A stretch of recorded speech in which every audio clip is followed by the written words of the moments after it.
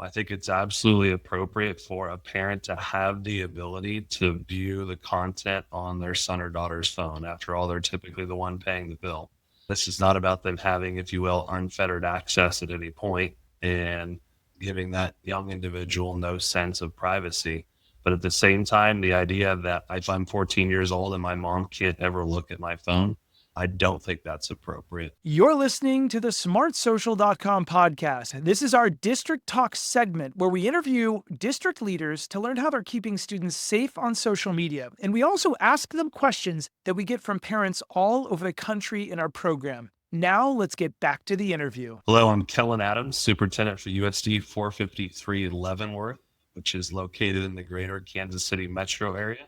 We have approximately 3,300 students, 600 staff across 7 attendance centers. Superintendent, it's so great to have you here. I love Kansas. I love Kansas City and the area kind of that you're in. I've got roots there with my family and especially my mom on the other side of the state line in Missouri. So a big part of who I am is where you're at. And I love that. And thanks for your time today. Today, for all of our viewers and listeners all over our networks, we're talking about keeping your kids safe so they can someday shine online. We're talking about not only in this digital world, keeping them safe from the outside world, but also from screen time addiction and making them successful in the four walls of the school building and also in the four walls of your home. And also so they can shine online someday, get that dream job, career, and everything else.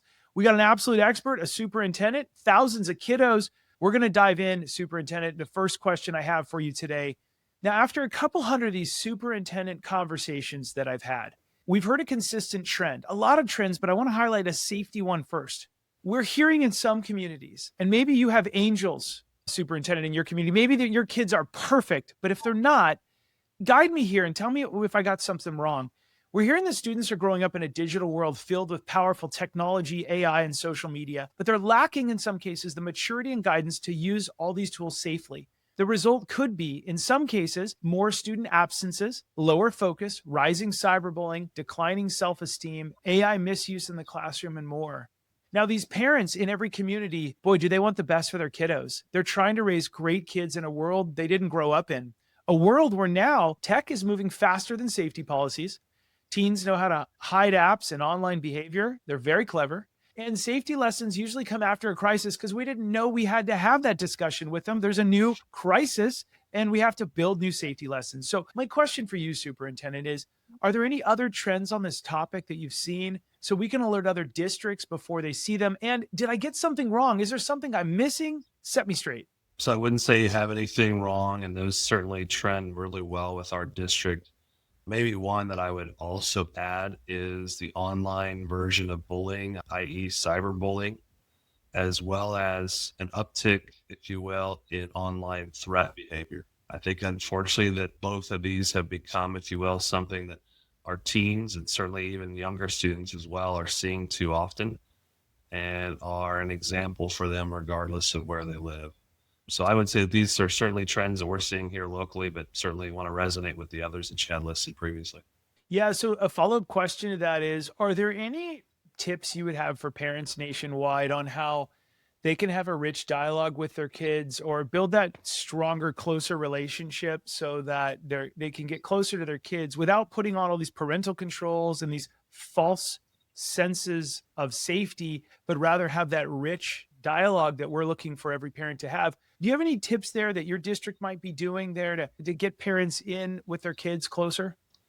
One thing that I've seen that I think is still appropriate, in my opinion, is proper, if you will, and or appropriate guardrails and or I'm going to call them guideposts, right? I think it's absolutely appropriate for a parent to have the ability to view the content on their son or daughter's phone. After all, they're typically the one paying the bill. This is not about them having, if you will, unfettered access at any point and giving that young individual no sense of privacy. But at the same time, the idea that if I'm 14 years old and my mom can't ever look at my phone, I don't think that's appropriate. And so that healthy balance, if you will, of privacy versus transparency for a young student is ultra critical. Second is maintaining and honestly, if you will, adhering to safe boundaries. And I'm doing the same in my life right now with my wife and new son. when I come home at night, unless it's an absolute emergency, I'm not answering the phone. Once I come home, I'm creating the boundary that I'm going to turn off from the virtual connection of the world. I think those are appropriate as well in our homes. So whether you want to create a boundary that's a set time of day or a certain amount of hours, either one, in my opinion, is a healthy restriction and or guardrail that I think is absolutely appropriate. I think what's best is when parents and their children can co-create those boundaries. Too often, I think what happens is the parent creates it and it's deemed to be too restrictive or otherwise. And so having that young individual, young adult, having some input in that and what is ultimately appropriate, I think we can hopefully all agree that staying up until 2 a.m. is not good for anybody. But hey, maybe you can have your electronics until 8 p.m. And so that's the guardrail or the guideposts that we agreed to in this household. So that again to me is a common conversation that I'm not sure how often that's occurring, but when I hear that it does, I hear typically success stories within those families. I love that. And, you know, it was many, many years ago. I want to say it was like 2016 or 17, maybe 18, when I spoke in Kansas at a local school district. And I remember the news came and I was asked on the news, kind of point blank. They said, do you think a parent is responsible if a student is allowed online? And we were at a middle school. A parent is responsible if a student is allowed online and something happens, but that student hurts someone else or does something. And I said, yeah, they're going to be held responsible most likely. And I was really afraid, Superintendent. I went, did I overstep my bounds? Am I going to get in trouble? Oh, no. But thankfully, thank God, right after that, they interviewed an eighth grader. And the eighth grader said, absolutely, my parents are responsible. I shouldn't be allowed to just roam around the internet. I could cause great havoc. I'm only in eighth grade. And I went, oh my gosh, that just supported me. I felt good about it. The reason why I've shared that for years with the audience is that kind of tough love of, hey, what the superintendent is telling you, there is a place for parents to constantly view the content on the son and daughter's phones, to trust plus verify, as Ronald Reagan used to say decades ago, making sure that we know who your kids are chatting with, because the predators want us to give your kids total privacy. Predators want to divide and conquer. Parents, if you haven't yet joined one of our parent evening events, we teach you the 7 things predators say online that are really dangerous. Please come to one of those events. Okay, Superintendent, those are some great tips. Co-create boundaries. But before we move on from this slide, I love what you said. Do you have any tips on how to co-create boundaries? Well, I think again, it's important as we're trying to teach young people how to be adults for them to have some really good input on the decision. And so what again is appropriate for a 14-year-old? I think hopefully most of them can come up with that with some healthy conversation with their parents. So again, if a 14-year-old is realistic about boundaries and they say, hey, you know what? I think I should be able to have completely and unfettered access at any point. That is helping them in that lack of maturity that you alluded to earlier. Of, hey, that's not going to be healthy for you. And in fact, it's time to realize just how unhealthy that is. However, I really would like to think that as children get into those teenage years, that they start to realize the importance of sleep, the importance of eating healthy. And right along with that is the idea of, hey, you know what? There comes a time in which being online this much is actually unhealthy for my mental state. And so allowing a kid to come to that conclusion on their own that, hey, mom, you know what? I think no more than 2 hours is appropriate. All right, great. That sounds to me like we have now a young person that's realizing a healthy boundary for themselves, and there's ownership in that. Mom or dad did not dictate the 2 hours. Rather, this is a freshman, sophomore, whatever, that's decided for themselves, hey, you know what? I'm going to create this healthy boundary at my young teenage years. And that, in my opinion, is a great lesson for them to learn as they move into their young adult years. Those are $1 million tips. I just took a bunch of notes, parents. I hope you did too. We get a lot of parent questions, parents, in our live events. One of the questions we get all the time is, Josh, what advice would you give a student to help them recognize some of those red flags of a dangerous stranger? Let's hear from a real student from one of our live events about how she might help a friend recognize red flags. If I had a friend talking online to a stranger, I think that I would feel a little bit uncomfortable with the whole situation. I would advise against it because so many indirect issues can come from that, and it could cause something to be worse than if they had just unadded them in the first place. Some red flags that I would have to advise them to cut it off with this person or to stop engaging would be if the person starts to get very involved in their personal life and they seem to be very intrigued in what's going on with them and wanting to know all little details about what they do and who they are, and just very personal details and things that you wouldn't normally share with a stranger in real life. If they're very persistent and constantly wanting to talk to my friend or constantly trying to be involved in their life or wanting to speak to them, I feel like that's kind of a red flag. Another thing would be if they ask them to ever meet them anywhere in person right from the start, if they feel a sense of being uncomfortable or their intuition is just saying it's wrong, or if my intuition is saying something feels wrong with this, then I think that's a major red flag. Parents, remember, if your school district is a partner, we have weekly live online events. You don't have to go anywhere. You just show up on your phone. You can be waiting in line at the DMV. Not the most fun place to wait in line, but we have weekly live parent events and replays. Gone are the days of going one time to school district. They're weekly. They're in multiple languages. We have real teens in the program. Let me tell you why we do this.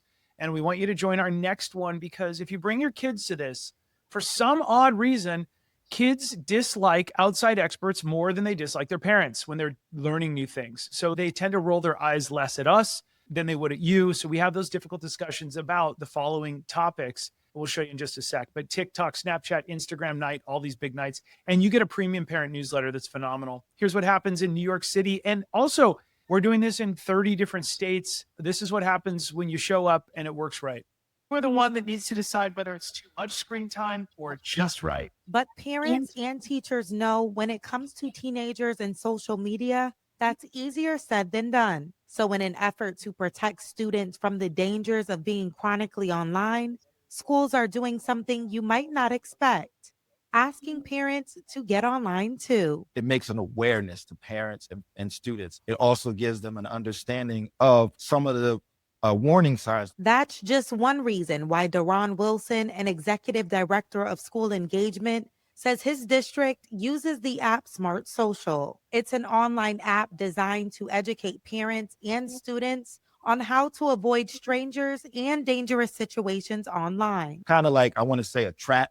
When you get involved in the cyberbullying, you might start friending somebody on an app, or somebody might say, hey, they might send me your picture. Smart Social founder Josh Ochs says while there are a lot of things that can and should scare us online, the increased number of parents he is able to reach underscores the importance of growing social gathering spaces online. Back in the day, I used to be one of the top social media safety speakers nationwide, but I was flying around to certain school districts, and they're the best of intentions, but only 20 or 30 parents would show up. We get 10 times the amount of parents to show up, and they want to learn from the convenience of their home or office how to keep their kids safe on social media. They want to ask live questions. They want to learn how to have dialogue starters with their kids that actually get their kids excited about talking with their parents and strengthening that relationship. Darcy Wertique, Spectrum News. Parents, we got a ton of live events coming up. We hope that you'll join us, especially if your district is a current partner. Just today alone, and when this episode comes out, we're in summer right now, but June 12th is 7 steps to ignite your teen's motivation. We've got a Shine Online event coming up next week. We've got reducing arguments with a family media plan. All these are available from your phone, live with a replay, multiple languages. We've got avoiding strangers in dangerous situations online, reducing arguments with a family media plan, all kinds of different stuff. And we have a whole year of replays. Again, a lot of stuff for you. And the best thing is, some parents say, is we do giveaways. Don't hold us accountable, but every Friday we're doing a Bluetooth speaker giveaway, a Kindle giveaway, a 3D printer giveaway. Parents are raving and kids are coming to the event and learning along the way. All right. So Superintendent, I want to get back to you. So we have these 200 conversations that we've had with your peers nationwide, 39 or 40 states. We've had these conversations, and we're so grateful to all. Shout out to every superintendent who's contributed to helping us save lives. Really important to us. In addition to all these conversations and the content we've already talked about, we've heard from communities as well. And we're hearing, and again, you might have the world's most perfect people in the community, and I might be wrong, but many parents nationwide are feeling overwhelmed, trying to keep up with fast-moving online trends and digital safety risks. We're hearing that students are finding ways to increase their screen time and bend the rules, especially going back to summer and when expectations at school might differ significantly from those at home during the school year. So, Superintendent, what trends or pain points are you seeing when it comes to parent engagement during the school year? And where do you feel families are struggling the most to stay informed or connected? It's an excellent question. I would say that our district is probably like many others in which the majority of our parents, one, if not both within the household, have a full-time job, and we certainly can appreciate them contributing to the local economy.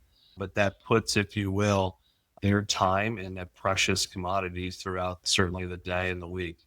So a lot of times, one of our struggles, if you will, is to communicate in a real-time or timely fashion. And one example I'll give you is we have really made an intentional effort to curb some of the classroom disruptions and classroom behaviors that have unfortunately become really, I'm going to say, very almost prominent here in our district. And we identified that one of the, if you will, pain points to your language there was an inability for parents to know in real time whether or not their student had been given a detention, suspended, some form of consequence. Because in the end, we are ultimately wanting reinforcement from home that, hey, this is unacceptable behavior. That's not how we're going to act at school, et cetera. But to many of our parents' points, hey, if I don't find out about that detention until 3 days later, it's pretty hard for me to support you back at school. So finding ways for them to have almost this real-time communication. So one of the things we did with our work related to CHAMPS, and CHAMPS is an acronym that is specific to our discipline matrix and certainly our overall, if you will, behavior, district-wide behavior plan, was the integration of an app that would allow parents to follow along throughout the day, not just from consequences, but also from positive behavior reinforcement. And that's been a critical piece because so often when we think about behavior improvement, we only think about, hey, what were the consequences that were given out? But we recognize we've got several students that are being reinforced for positive behavior along the way. And we wanted parents to hear about that as well, which goes back to one of my main points. Too often, the only time parents hear from a school is when it's something negative. And so really spinning that, so to speak, so that the level of interaction that parents have is almost 2 to 1, if not 3 to 1. I would rather them hear from the school and out of 4 times, 3 of those are positive versus out of 4 times, all 4 are negative, if that makes sense. Yeah, I love that. What a great tip to all of our other people is how are we sharing good news with the parents? That's terrific. Give me some feedback here. What's a successful parent engagement night look like? Are you doing combined events? Do you have it where you're doing a little bit of teaching at the beginning of a piano recital? Like what gets the most parent engagement in an evening to get parents on campus? Sure. I'll speak to 2 events, one kind of at the secondary level and one at the elementary. And when I'm speaking from the last 2 years here in our district. I would say at the secondary level, we have a really, really good showing for our performing arts. And I think specifically about our school-wide play, one in the fall and one in the spring, and clearly involves a number of different students, everything from those that are musically talented through those that are certainly acting on stage. And then there's other students that are in the background, so to speak, operating lights and sound and so forth. And I'm always so pleased to see our auditorium filled all 3 nights. That one does not have a level of interaction with our parents. That is rather them getting to see their students perform and shine. Conversely, at the elementary level, one of our more successful engagement efforts is Title I nights. And I could think of one building specifically that has embraced this really well with the idea that, hey, let's do some family teaching, if you will. And so my wife led the beginning of this after a short serving of a meal by reading a family book. And not just this was a read aloud activity, rather this was an opportunity to talk about phonics instruction and how at home parents can support just even a small portion of their evening to helping literacy. And so through my wife and ultimately through her building principal, they were able to take 30 minutes of that night and talk through what are really, I would argue, very easily to execute regular everyday activities and helping early literacy. Amazing. Those are some great tips for our audience. And I'm hearing from other superintendents, combined events. You know, I heard just a few days ago, actually, a superintendent, I think it was in Kansas as well, but Kansas is really big on our podcast these days. Another superintendent said, whenever we're highlighting the kids, that most parents turn out, which is 100% in line with what you just said, right? Performing arts. But I love how you said the people on stage and behind the scenes are winning, and the musical people that are probably playing a musical instrument and stuff too. I love that. That's pretty terrific. I've learned a lot from you here today, Superintendent. I wrote down a ton of stuff like online cyberbullying is an issue in a lot of communities, online threat behavior. I love that you use the word guardrails and guideposts, which is great. And the viewing of content. I love how you talked about creating co-boundaries. That's just such a good tip right there. And one of my favorite things was in that creating co-boundaries, you've now got a kid who says, you know, Mom, I think 2 hours is enough, or 1 hour is enough of Fortnite or whatever. And that's self-awareness to healthy boundaries and ownership of those boundaries. I love that. What would your final topic be for parents, like a dialogue starter or a tip to parents that are struggling with screen time this summer? This actually comes from some of Jonathan Haidt's work, and I'm sure you've probably read his book, right? It has resonated really well with us here. I liken it to if you were to take your 10-year-old to think of the largest amusement park in your community, right? And if you walked into that amusement park, there would be all sorts of places to go, things to consider, shops to enter, etc. I cannot think of a parent that would just say, hey, I'll see you back here in 4 hours, and let that child roam freely throughout. The reality is when we put a cell phone in the hands of a 10-year-old, that's kind of what we're doing. We're likening it to, we're letting them go wherever they want. And so as I think about how do we protect children in this bricks and mortar world, we would never walk into that amusement park without having clear set of expectations, clear boundaries on where they could go, either freely or where we were going to go with them. We would probably check some things out ahead of time. We would definitely do some hand holding in certain areas, right? But we would want to always know and or protect that child in that amusement park. And that's the same thing, I think, the same principle I think we should be applying to online behavior, whether that's through the use of a tablet or a computer or otherwise. So that to me is what's resonated, is just how free and or unrestricted putting a cell phone into the hands of a child. Yeah, I love that you paralleled that to real life. Parents, that book is called The Anxious Generation, really hot book. It talks about everything you're going to need to know that after the iPhone was invented and released, the world changed a little bit. Superintendent, thank you so much for your time here today. Thanks for coming out and sharing your insights. Thank you for having me. For all of our listeners, it's been great to have you here today. Remember, Smart Social's rooting for you. We love it when parents have those difficult discussions with their kids, and we're rooting for you if your kids dislike you once a week, once a month, because you took away some screen time, but you bettered them when they're 25 because they're more resilient now. They're better at communicating with people, and they're perhaps less addicted to some of these online things. We're rooting for you. Those aren't easy times or easy discussions, but we know they're the right discussions and the right things to do. Parents, also remember, whenever you're posting online, to keep it light, bright, and polite. Our kids watch what we do online and also in person. Thanks for watching, everyone. I'm Josh Ochs, the host of smartsocial.com. We'll see all of you on the next episode. Have a great rest of the day. Thanks for listening to the smartsocial.com podcast. Smart Social helps parents understand technology and social media to keep their kids safe and successful. Be sure to join one of our weekly online live events to become the smartest parent on the block so you can keep your kids safe and protect their future. Also, don't miss our 450 plus online resources and replays you can watch on demand in multiple languages. Are you a school district wanting to unlock these resources for your parents? Reach out to us so we can protect your whole community each week. Have a great rest of the day, and we'll see you on the next episode.